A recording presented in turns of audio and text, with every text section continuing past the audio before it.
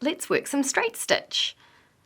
So bring your needle up at the starting point of your first stitch and pull through all of the working thread to the top side so that your knot's securing the thread at the back.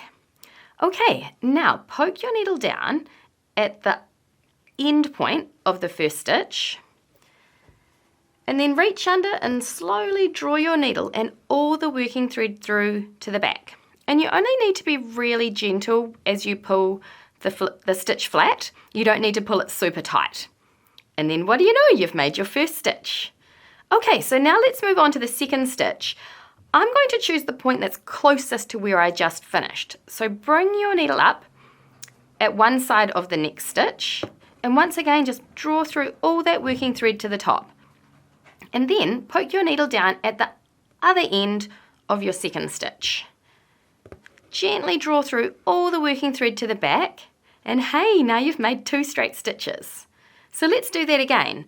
I know that this point here is closest to where I last finished, so I'm going to bring my needle up there, draw through all the working thread, and then let's poke our needle down at the other end of that stitch. Gently draw it all through to the underside, and that is 3 straight stitches.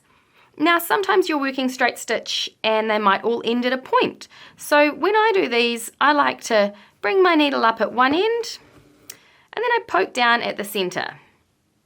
So you're just going to go round, gently drawing that slack through for each stitch.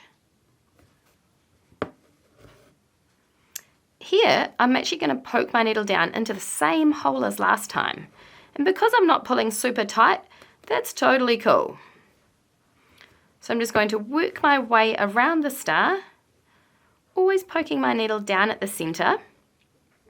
If I want to, for example on this stitch here, I might just poke my needle down slightly to the side. No one's going to notice, but it's just going to put a little bit less pressure on the middle of the star. So that's just to the side of the hole. And hey, looks great. Then I'm going to do my last stitch.